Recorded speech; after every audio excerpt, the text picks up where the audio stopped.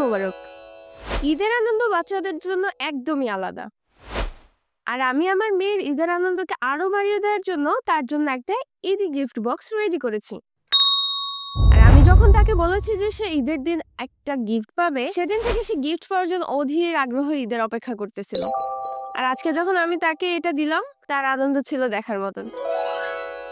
Even এখন পর্যন্ত সে সবাইকে খুলে খুলে এটা দেখাচ্ছে আর নিজেও বারবার দেখতেছে আর গুছায় রাখতেছে। এই আনন্দগুলোই আমাকে ইন্সপায়ার করে প্রতিদিন নতুন নতুন কিছু করার। তো এটার জন্য আমি প্রথমে একটা গিফট বক্স রেডি করে নিব। এর জন্য আমি একটা বাটির বক্স নিয়েছি, এটা আপনারা অলরেডি দেখে ফেলেছেন। এটার উপরে দুইটা কালার পেপার দিয়ে আমি এটাকে কভার করে নিব। গিফট র্যাপিং করার যে কাগজগুলো সেগুলো পেলে ভালো হইতো, কিন্তু আপাতত আমার হাতের কাছে যা আছে সেটা দিয়ে আমি কাজ চালাই নিলাম। কাগজের চারপাশে গ্লু দিয়ে এটাকে আটকে নিচ্ছি। কাগজটা পুরোপুরি বক্সটাকে কভার করতে পারে নাই, এর জন্য আমি ওয়াসি টেপ দিয়ে চারপাশে একটা বর্ডার করে নিব। মাঝখানে যে একটা জয়েন্ট দেখা যাচ্ছে সেটাকে আমি ওয়াসি টেপ দিয়ে হাইড করে দিব। এরপর আমি জাস্ট একটা সিম্পল কাগজের ফুল রেডি করে নিচ্ছি। এই ফুলটা বানানো খুবই সহজ, আর মোস্টলি যখন আমি গিফট র্যাপ করি আমি এই ফুলটাই ইউজ করে থাকি। আসলে একটা ভিডিও তৈরি করতে অনেক বেশি ফুট দিতে হয়, যদিও আমার বানানো জিনিসগুলো দেখে আমার মেয়ের যে খুশি তা দেখে আমার কষ্ট সার্থক হয়ে যায়। কিন্তু ভিডিও দেখে আপনারা যদি একটু কমেন্ট করে দেন সেটা আমাকে অনেক বেশি ইন্সপায়ার করবে। আর যারা যারা আমার ভিডিও দেখে তাদের মধ্যে 90% মানুষই সাবস্ক্রাইব করেন না। এটা কি ঠিক বলেন? প্লিজ জলদি জলদি সাবস্ক্রাইব করে দেন। তো আমাদের বক্সের উপর পার্টটা রেডি হয়ে গেছে, নিচে বক্সে নিয়ে এর মধ্যে গিফটগুলো সাজায় নিব। তো আমি প্রথমেই এর মধ্যে কিছু তুলো বিছিয়ে নিচ্ছি। এগুলোকে আসলে তুলা বলে কিনা আমি জানি না, এর অন্য কোনো নাম থাকলে প্লিজ কমেন্ট করে আমাকে জানায় দেন। অনলাইন থেকে আমি গাছ অর্ডার করেছিলাম, তখন বক্সের ভিতরে এই তুলোগুলো ছিল, তো সেগুলো আমি কালেক্ট করে রাখছি। কোনো না কোনো সময় কাজে তো লাগবেই। এটা দেওয়ার কারণে গিফটগুলো নড়বে না আর একটু বেশি ভরা ভরাও দেখাবে। তো আমি প্রথমেই এখানে এক বক্স ক্লে রাখতেছি। আমার মেয়ে ক্লে দিয়ে খেলতে খুব পছন্দ করে। এবার আমি একটা কালার বক্স রাখতেছি, এটা তার খুব পছন্দের, সে কালার করতে খুব ভালোবাসে। এরপর আমি বানানো হ্যান্ডমেড ঈদ কার্ড রেখে দিচ্ছি এখানে, এটার ভিডিও অলরেডি চ্যানেলে আপলোডেড।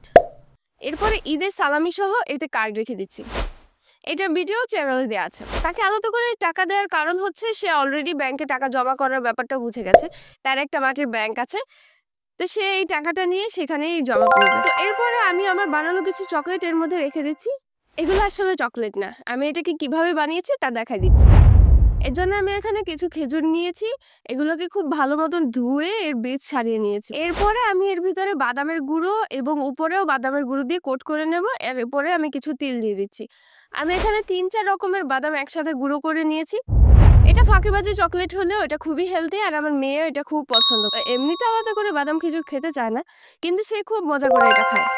তো আমি প্রথমে খেজুরগুলোকে ফয়েল পেপার দিয়ে র্যাপ করে নিচ্ছি। এরপর আমি এর জন্য পেপার দিয়ে একটা প্যাকেট বানিয়ে নিচ্ছি।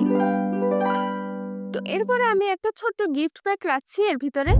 এর মধ্যে আমি হ্যান্ডমেড স্টিকার রেখে দিচ্ছি। আপনারা অলরেডি তো জানেন আমার মেয়ে স্টিকারগুলো কতটা পছন্দ করে, সেগুলো দেখে অনেক খুশি হয়ে যাবে। আর এই প্যাকটা বানানোর ভিডিও আপনারা পেয়ে যাবেন কালকে আমার চ্যানেলে। আমি এর পাশে আরো একটা স্টিকার রেখে দিচ্ছি। এরপর আমি কিউট কিউট কতগুলো হেয়ার ক্লিপ আর ব্যান্ড রেখে দিচ্ছি। তো আমার বক্স মোটামুটি রেডি। যেহেতু আমার মেয়ে এখন ঈদ গিফট এগুলো বুঝতেছে, তাই আমি ট্রাই করব তার এই এক্সাইটমেন্ট ধরে রাখার জন্য প্রতি ঈদেই তাকে এরকম ছোট ছোট জিনিস গিফট করা।